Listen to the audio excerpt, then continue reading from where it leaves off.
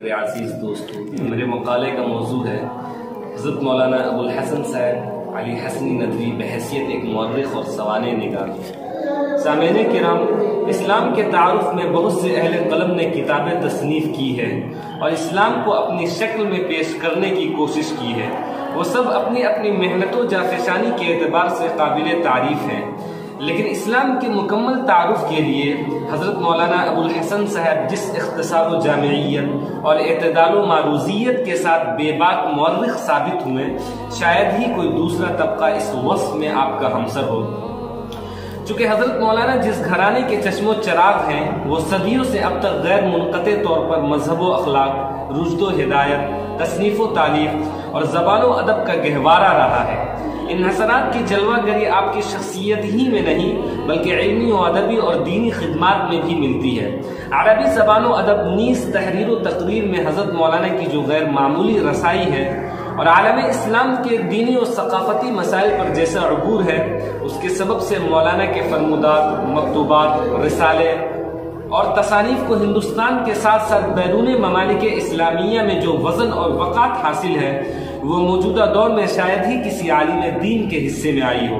یہی وجہ ہے کہ جب میں 20ویں صدی کی اسلامی فکر و دانش کی قوس و قزح پر نظر ڈالتا ہوں تو مجھے آپ کا فکر و اسلوب پھولوں سے سجا ایک حسین گلدستہ معلوم ہوتا ہے، جس میں پھولوں کی مہک بھی ہے اور پھولوں کی رنگا رنگی بھی۔ خوبی ان پھولوں کی یہ ہے کہ جو جو وقت گزر رہا ہے، ان پھولوں کی مہک بڑھ رہی ہے اور رنگ ان کا نکھر رہا ہے۔ حضرات محترم، حضرت مولانا ابوالحسن صاحب کا شمار دنیا کے بلند پایہ مفکرین و مؤرخین میں ہوتا ہے۔ عربی اور اردو کے دامن میں کئی ایک کتابیں موجود ہیں، علماء کی بھی ہے، ادباء کی بھی، مصنفین کی بھی، مؤرخین کی بھی، لیکن مولانا کے قلم کے رنگ و آہنگ سب سے منفرد اور دل فریب ہے، جس میں ادب کی حلاوت و چاشنی بھی اور ذوق و جذبات کو تسکین دینے والے الفاظ کا امتزاج بھی۔ اور یہ بات حقیقت و عظمہ پر مبنی ہے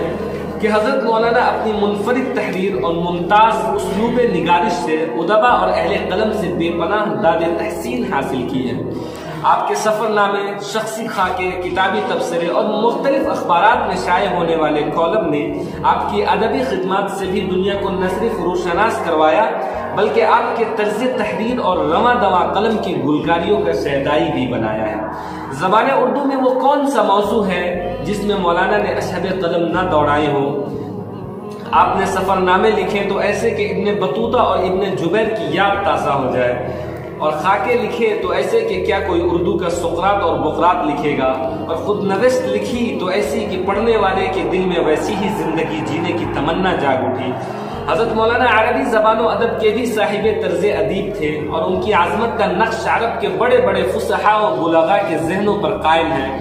چاہے وہ سید قطب ہو یا انور الجندی، علی طنطاوی ہو یا یوسف القرضاوی، شکیب ارسلان ہو یا ناصر الدین البانی، شکری فیصل ہو یا شیخ عبدالعزیز رفاعی۔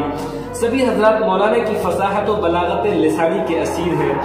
چونکہ حضرت مولانا عالم اسلام کی وہ عظیم علمی و ادبی شخصیت ہے جن کی علمی و ادبی، تحقیقی و تصنیفی خدمات اور عظمت کا لوہا عرب و عجم میں مانا جاتا ہے۔ آپ نے سینکڑوں علمی و ادبی اور تاریخی کتب تصنیف کی۔ آپ کی انہی خدمات کے اعتراف میں آپ کو بڑے بڑے اعزازات و ایوارڈوں سے نوازا گیا۔